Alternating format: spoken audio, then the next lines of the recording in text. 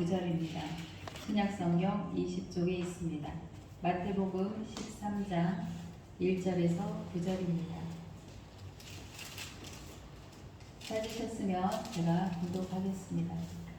그날 예수께서 집에서 나가사 바닷가에 앉으심에 큰 무리가 그에게로 모여들거늘 예수께서 배에 올라가 앉으시고 온 무리는 해변에 서 있더니 예수께서 비유로 여러 가지를 그들에게 말씀하여 이르시되 씨를 뿌리는 자가 뿌리러 나가서 뿌릴새 더러는 길가에 떨어짐에 새들이 와서 먹어버렸고 더러는 흙이 얕은 돌밭에 떨어짐에 흙이 깊지 아니하므로 곧 싹이 나오나 해가 돋은 후에 타서 뿌리가 없으므로 말랐고 더러는 가시떨기 위에 떨어짐에 가시가 자라서 기운을 막았고 더러는 좋은 땅에 떨어짐에 어떤 것은 100배 어떤 것은 60배 어떤 것은 30배의 결실을 하였느니라. 귀 있는 자는 들으라 하시니라. 아멘. 오늘은 옥토입니다. 저희 교회 이름입니다. 그렇죠? 옥토, 좋은 땅. 좋은 땅이 어떤 걸까? 그렇죠? 옥토가 어떤 것이길래 좋은 땅에 씨를 뿌리는 것이 어떤 것인지에 대해서 오늘 말씀을 한번 나눠보도록 하겠습니다. 그날 예수께서 집에서 나가사 바닷가에 앉으십니다. 집에서 나가셨대요. 그렇죠? 굳이 여러 가지의 설명들은 없는데 어찌됐든 집에서 나갔다라는 그 구체적인 상황을 설명을 합니다. 그리고 바닷가에 앉으셨습니다. 큰 무리가 그에게로 모여드니까 예수께서 배에 올라가 앉으시고 온 무리는 해변에 서 있더니 그렇죠? 사람들이 막 몰려오니까 사람들 때문에 예수님은 배에 올라탔고 그리고 무리는 해변가에 있습니다. 예수께서 비유로 여러 가지를 그들에게 말씀하여 이르시되 씨를 뿌리는 자가 뿌리러 나가서라고 말을 합니다. 비유로 말씀을 하셨대요. 그러니까 하나님 나라에 대해서 막 이렇게 설명을 하신 게 아니라 그냥 비유로 여러 가지를 그들에게 말씀을 했다라고 하는데 비유로 말씀한 이유가 13절에 가보면 그러므로 내가 그들에게 비유로 말하는 것은 그들이 보아도 보지 못하며 들어도 듣지 못하며 깨닫지 못함이니라 라고 말씀합니다. 그러니까 비유로 말하는 것이 그들이 보아도 보지 못하고 들어도 듣지 못하고 깨닫지 못하기 때문에 비유로 말한다. 그러니까 비유가 아닌 것을 진짜로 말씀을 한다고 하면은 그들에게 알려주어도 그들이 보지 못하고 듣지 못하고 깨닫지 못하기 때문에 쉽게 설명하기 위해서 비유로 설명을 지금 말씀을 하신다라고 말씀합니다. 예수께서 비유로 여러 가지를 그들에게 말씀하여 이르시되 씨를 뿌리는 자가 뿌리러 나가서라고 합니다. 우리는 여기에서는 씨를 뿌리는 자가 뿌리러 나가서라고 되어 있지만 이 씨 뿌리는 비유는 그런즉 씨 뿌리는 비유를 들으라라고 말씀합니다. 그렇죠? 뿌리는 거에 이 비유를 이제 설명을 하고 있어요. 그런데 마가복음에 가면 뿌리는 자는 말씀을 뿌린다라고 되어 있습니다. 그러니까 씨를 뿌리는 것은 말씀을 뿌린다라는 것이고 누가복음에서는 이 비유는 이러하니라 씨는 하나님의 말씀이다라고 말하는 거죠. 그러니까 결국은 씨는 하나님의 말씀을 뿌리는 거예요. 그런데 어디에서 뿌렸어요? 뿌릴새, 더러는 길가에 떨어지면 새들이 와서 먹어버렸다라고 말을 합니다. 자, 씨를 뿌려요. 우리가 농사를 짓는 사람들이 농사를 지을 때 우리가 지금 농사를 짓잖아요. 그러면 우리는 흩어 뿌리지 않습니다. 그렇죠? 콩 파종기도 파종하는 기계에다 넣어가지고 꼭꼭꼭꼭 심고 사람이 가가지고 그 구멍구멍 넣어가지고 심지 막 이렇게 흩어서 뿌리지 않거든요. 그런데 이거를 뿌리는데 더러는 길가에 떨어졌대요. 어떻게 씨 뿌리는 사람이 길가에 가서 뿌렸을까요? 이상하죠? 곡식 하나하나가 굉장히 아까운데 하나님의 말씀이 귀하고 귀한데 왜 길가에 와서 뿌렸을까? 길가는 어떤 곳인가요? 길가는 어떤 곳이길래 길에서 길가에다가 뿌렸을까? 길가는 바로 사람들이 다니는 곳입니다.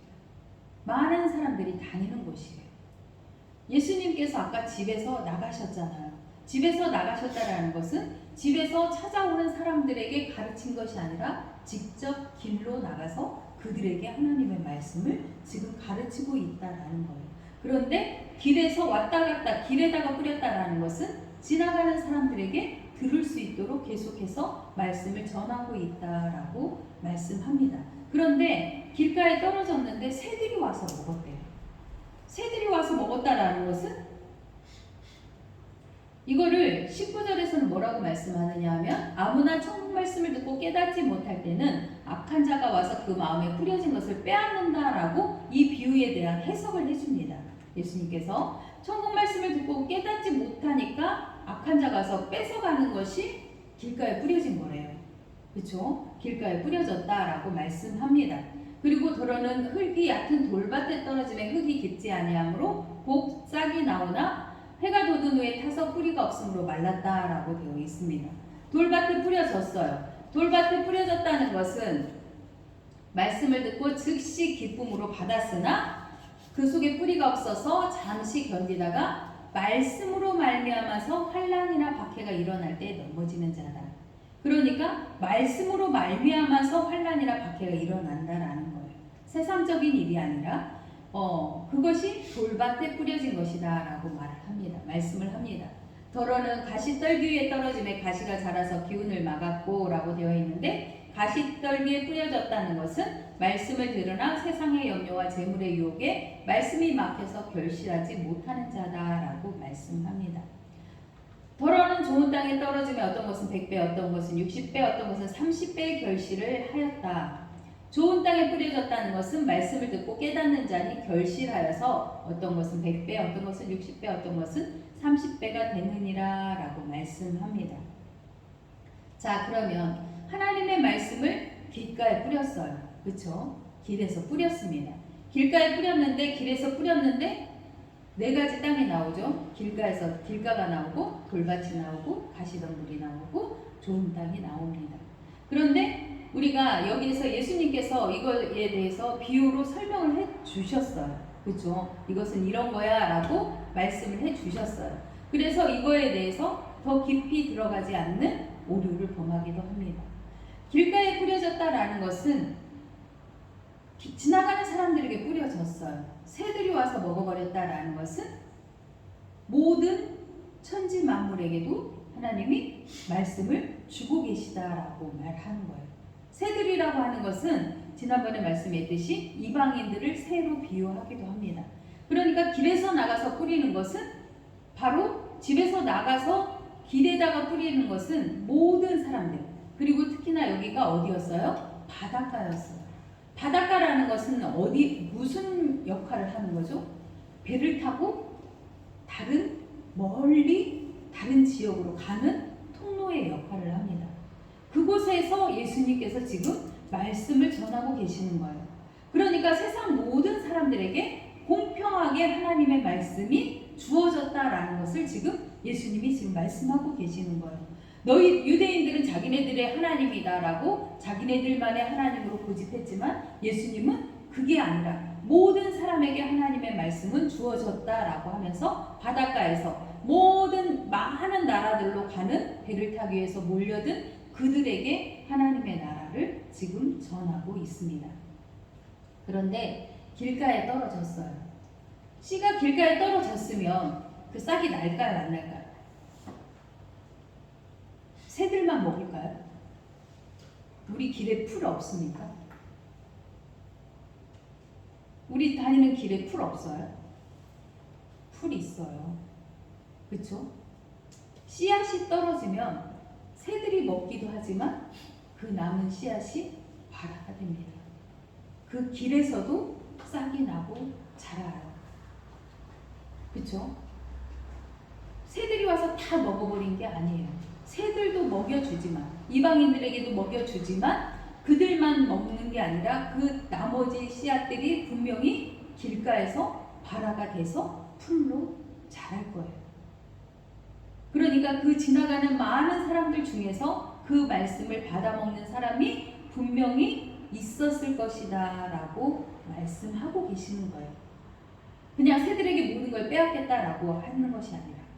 그리고 그 다음에 돌밭에 떨어졌습니다. 돌밭에 떨어졌는데 돌 틈에서 싹이 나서 뿌리가 깊지 못하니까 말라버렸어요. 자, 우리 농사 짓는 사람들, 밭에 돌이 있습니다. 어떻게 할까요? 씨앗이 이렇게 발화가 됐는데 이게 자라다가 돌 때문에 얘가 자라지를 못하고 죽을 것 같아요. 그럼 어떻게 해야 돼요? 돌을 치워야죠. 그쵸? 돌을 치워야 되는 거예요. 그 곡식을 죽도록 그냥 놔두는 게 아니라 분명한 것은 이 돌을 치워내야 되는 거예요. 그래야 이 곡식이 자라잖아요. 그러면 이 돌을 치운다라는 것은 무엇을 의미하는 걸까? 이 돌은 뭘까요? 말씀이 자라지 못하도록 이 돌이 뿌리를 내리지 못하도록 하는 이 돌은 뭘까? 하나님의 말씀이 우리에게 들려지는데 우리 안에 들려진 그 말씀이 뿌리를 내리지 못하고 그냥 없어져 버리는 그 이유가 뭘까? 우리에게 가장 큰 돌은 바로 내 자아입니다. 내 스스로 하나님의 말씀보다 내 생각, 내 주관이 더 뚜렷해서 하나님의 말씀이 이 속에다가 뿌리를 내리지 못하도록 내 생각이 나를 꽉 붙잡고 있는 거예요. 이게 돌밭이에요. 하나님께서 여러분을 사랑하십니다. 하나님의 자녀입니다. 라고 교회에 가면 계속해서 얘기합니다. 예수께서 이 땅에 오신 것이 내가 너희와 함께 하겠다. 하나님이 우리와 함께 하시기 위해서 오신 거예요. 그럼 하나님이 우리와 함께 하시기 위해서 오셨다라는 건 신이 저 멀리 있는 것이 아니라 바로 우리의 생활 가운데 들어와 계시다라는 거예요. 그러면 우리라는 것은 나와 너 사이에, 그죠? 나와 너 사이에 함께 하신다라는 거예요. 그러면 하나님의 일하심이 나와 너 사이에서 일어날 수 있도록 내 고집을 뽑아내야 되는 거죠. 돌을 뽑아내야 되는 거예요. 그런데 우리는 돌을 뽑아내지 못합니다. 그리고 그 말씀이 사라지는 거예요. 그러면 정말로 좋은 땅이 되기 위해서는 이 돌을 뽑아서 옮겨야 되겠죠. 이 돌을 옮겨내야 되겠죠. 그럼 옮기려면 어떻게 해야 될까요? 내 스스로 내 말씀, 내 주관을, 내 자아를 하나님의 말씀 앞에 복종시키는 거예요. 그것이 진짜 돌을 뽑아내는 거예요. 좋은 땅이 된다라는 것은 그냥 처음부터 좋은 땅이 있는 것은 아닙니다. 우리 엄마 해남에 사셨어요. 해남은 완전 돌짝밭입니다. 작은 돌밭이 엄청 많아요. 진짜 돌밭이 많아서 그래서 고구마가 맛있어요. 척박한 땅이기 때문에 거름이 많지 않아서 고구마는 작아도 굉장히 당도가 높고 그런 돌밭을 일굴 때 그 돌을 그냥 놔두는 게 아니라 밭에 가면 돌담이 쌓여져 있습니다. 그렇죠? 작은 돌들을 다 갖다 골라가지고 바깥에다가 내놓는 거예요. 그렇게 돌담을 쌓아가면서 좋은 땅을 만들어가는 거예요. 좋은 땅이 처음부터 있는 것은 절대 아니라는 거죠. 하나님의 말씀이 우리 가운데 거할 때, 우리 가운데에 임할 때, 우리에게 주어졌을 때 그 말씀을 내가 과연 어떻게 받아들일 거냐, 어떻게 믿을 거냐. 내 생각과 다르다고 해서 내 생각대로 하는 것이 아니라 하나님의 말씀이 우선순위가 되어서 그것을 믿을 때, 그럴 때 내 마음이 좋은 땅으로 바뀌어져 가는 거죠. 자, 그 다음에는 가시덤불입니다. 가시덤불 속에 뿌려졌어요. 가시덤불은 세상과 유혹이라, 재물의 유혹이라고 되어 있는데 이 재물과 세상의 유혹 때문에 이 말씀이 자라지 못한다고 되어 있어요. 그러면 가시덤불 속에 씨앗이 떨어졌으면 어떻게 해야 돼요? 가시덤불을 걷어내야죠. 새 집사님 며칠 전에 콩밭 맸습니다. 이모 사서 열심히 맸어요. 그쵸? 콩밭을 매는 이유가 뭐예요? 풀 때문에 콩이 자라지 못하니까. 그쵸? 풀이 열매, 영양분을 다 뺏어가니까 열심히 매는 거예요. 비싼 돈을 주면서 일부 사서 풀을 매야 되는 거예요. 그러면 가시덤불이라는 것이 가시덤불 속에 씨앗이 떨어졌으면 그 가시덤불을 분명히 메어내야 되는 거죠. 베어서 치워버려야 되는 거죠. 그 말씀이 자랄 수 있도록. 내 욕심, 내 자아, 내가 생각하고 있는 세상적인 그런 유혹들을 내가 스스로 베어내야 되는 거죠. 그랬을 때 돌이 골라지고 풀이 골라지고 그랬을 때 좋은 땅이 되는 겁니다. 우리에게 하나님의 말씀이 주어졌을 때 과연 우리는 어떻게 반응을 할까요? 처음부터 여기에는 딱 좋은 땅이라고 되어 있으니까 땅이 4가지 땅이 있어서 길가도 있고 돌밭도 있고 가시덤불도 있고 좋은 땅이 있어갖고 좋은 땅에만 뿌려져야 된다가 아니라 씨앗은 어느 곳에서나 하나님의 말씀은 다 뿌려질지라도 돌밭이면 돌을 캐내야 될 것이고 가시덤불이면 풀을 치워야 될 것이고 좋은 땅이면 그 곡식이 더 자랄 수 있도록 계속해서 무엇인가 물도 주고 영양분을 줘야 되겠죠. 이렇게 했을 때 하나님의 말씀이 30배, 60배, 여기는 100배, 60배, 30배가 된다라고 말씀합니다. 우리는 어떤 사람인가요? 하나님의 말씀을 듣고 매일 주일마다 와서 예배를 드리며 하나님의 말씀을 듣습니다. 하나님이 우리에게 분명히 말씀하셨어요. 내가 너를 사랑한다. 내가 너를 자녀 삼겠다. 내가 너희와 함께 하겠다. 이 모든 것들 가운데서 내가 정말로 내 마음속에 품어야 될 하나님의 말씀은 뭘까요? 우리가 세상을 살아가면서 정말 어려운 일들 많이 있습니다. 그럴 때마다 내 스스로 그것을 이겨내고 헤쳐나가려고 하는 것이 아니라 그것을 하나님께 물어보십시오. 하나님께 기도하십시오. 하나님, 제가 어떻게 해야 되겠습니까? 하나님의 뜻이 무엇입니까? 하나님이 이 일을 통하여서 이루고자 하시는 것이 무엇입니까? 하나님의 뜻을 알고 싶습니다. 하나님이 지금 이 일을 통하여서 나와 너 우리 사이에서 이루고자 하시는 것은 무엇입니까? 하나님이 정말로 말씀하시는 하나님의 나라, 이 땅 가운데서 이루고자 하는 하나님의 나라는 어떤 것입니까? 우리가 열심히 하나님께 묻고 기도하면서 하나님의 나라를 이루어가는 선한 일꾼이 되어야 될 것입니다. 예수님께서 귀 있는 자는 들으라 하십니다. 우리는 귀가 있습니다. 지금 듣고 있습니다. 그냥 듣기만 듣고 못 듣는 자가 아니라 들으면 그 말씀이 좋은 땅 내 안에 뿌리 내리고 박혀서 이것이 자랄 수 있도록 돌을 치우고 가시덤불을 치우는 우리 모두가 되어야 할 것입니다. 여기에서 이제 그 신학적인 문제에 대해서 조금 얘기를 하겠습니다. 그날 예수께서 집에서 나가십니다. 집에서 나갔다라는 것, 집은 오이코스, 교회입니다. 그렇죠? 교회라는 곳에서 일부러 바깥으로 나가십니다. 그래서 바닷가에 앉으셨어요. 바닷가에 앉으셔서 아까 그 좋은 땅 이 비유에 대해서 말씀을 하셨습니다. 그리고 씨를 뿌리셨죠. 그런데 10절에 가면 제자들이 예수께 나와 이르되 어찌하여 그들에게 비유로 말씀하시나이까 라고 말을 합니다. 그러니까 지금은 처음에는 바닷가였어요. 바닷가에서 많은 사람들에게 씨를 뿌립니다. 그런데 지금 10절에 가가지고 갑자기 제자들이 예수께 나와 이릅니다. 그러면 지금 이 무리는 바닷가의 무리가 아니라 제자들만이 있는 무리입니다.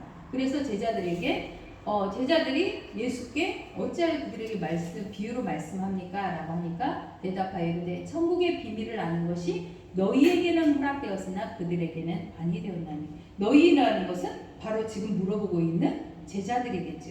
이 제자들에게는 지금 허락이 됐는데 그들에게는 다 허락되지 않았다. 천국의 비밀이다 라고 말씀합니다. 그런데 36절에 가면 예수께서 무리를 떠나사 집에 들어가십니다. 그런데 이것이 겨자씨와 가라지 비유를 말씀하시는 거예요. 그리고 제자들이 나와 이르되 밭의 가라지 비유를 우리에게 설명하여 주십시오 라고 말을 합니다. 그런데 지금 여기가 제자들이 집에 무리를 떠나서 이제 집에 들어가십니다. 다시 공동체 안으로 들어가시는 거예요. 그리고 거기에서 제자들이 나와 이르되 밭의 가라지의 비유를 우리에게 설명하여 주십시오 라고 말을 하는 거죠. 자, 그러면 이 제자들이 아까 조금 전에 나왔던 그 제자와 이 제자가 같은 제자일까? 같은 제자일 수도 있고 아닐 수도 있습니다. 왜냐하면 바깥에 있었던 거기에서 제자들이 찾아왔었고 여기는 집 안에 들어왔을 때 제자들이 나와왔으니까 이것이 성경 속에 감추어진 비밀입니다. 이 제자들이 그냥 제자들이라고 하니까 그냥 제자들인가 보다 라고 넘어가는 것이 아니라 앞에 있던 제자와 집 안으로 들어와 있는 이 안에서의 제자들은 분명히 다른 사람들인 거죠. 그것을 예수님께서 다시 비유를 그들에게 설명해 줍니다. 그리고 나서 천국은 마치라고 하면서 보화에 대한 이야기를 합니다. 천국은 누구에게나 허락된 것이 아니고 예수님께서 이 비유를 말씀하신 것이 제자들 공동체조차도 다 알아듣지 못했다라고 말하고 있습니다. 성경에서 이 말씀을 통하여서 바울이 이 마태 공동체가 무엇인가 말하고자 했던 것이 무엇이었을까? 분명히 그 비밀을 감추어 놓고 있습니다. 그것을 우리가 열심히 해내서 하나님의 말씀이 과연 어떻게 흘러가고 어떻게 우리에게 말씀하는지를 조금 더 깊이 알아간다면 하나님이 우리에게 하시는 말씀, 그리고 그 앞에 바닷가에서 제자들과 집 안에서 제자들, 분리된 제자들, 교회 안의 제자들이 분리되어 있을 때 그 우리는 과연 어떤 제자로 살아갈 수 있는가? 그랬을 때 하나님의 말씀이 과연 우리에게 어떤 말씀으로 주어지는가를 조금 더 깊이 안다면 천국은 마치 밭에 감추인 보화와 같다. 우리에게 그 보화와 같은 말씀을 주시기 위해서 예수님께서 이 비유를 말씀하셨습니다. 조금 더 깊이 묵상하며 내 안에 있는 돌도 치우고 바라지도 치우고 가시덤불도 치우고 좋은 땅이 되어서 하나님의 말씀이 내 인생에서 100배, 60배, 30배의 결실이 맺어지는 아름다운 삶을 살기를 간절히 소망합니다. 기도하겠습니다. 고맙고 감사하신 아버지 하나님, 은혜 감사합니다. 하나님이 저희를 부르셨고 사랑으로 말씀을 주셨습니다. 모든 이들이 들을 수 있는 바닷가에서 주님은 말씀하십니다. 그 복음이 이 땅까지 흘러왔고 저희도 지금 듣고 있습니다. 하나님 고맙습니다. 하나님이 세상을 사랑하신 그 모든 사랑이 저희 가운데 흘러오고 이 땅을 살아가면서 내 인생을 하나님께 의탁하며 살아가기를 간절히 소망합니다. 하나님만이 살아계시며 참된 신이시며 우리의 인생을 새 일을 행하시는 분이심을 저희가 입술로 고백합니다. 하나님, 저희 인생에서 하나님이 이루시고자 하는 그 일들을 이룰 수 있도록 좋은 땅으로 돌을 치우고 가시덤불을 치울 수 있는 저희 모두가 되게 축복하여 주옵소서. 그리하여서 우리 삶을 온전히 하나님께 드리고 하나님이 기뻐하시는 삶, 하나님이 원하시는 삶, 하나님이 사용하고자 하실 때 저희를 온전히 드리는 삶을 살아갈 수 있도록 우리 심령 가운데 강하게 임하여 주옵소서. 그리하여서 하나님 나라 확장되는데 아름답게 쓰임받고 우리 삶이 할렐루야 찬송하며 하나님과 동행하는 것이 어찌 그리 기쁜지요 라는 고백들이 터져나올 수 있도록 성령 하나님 임하여 주옵소서.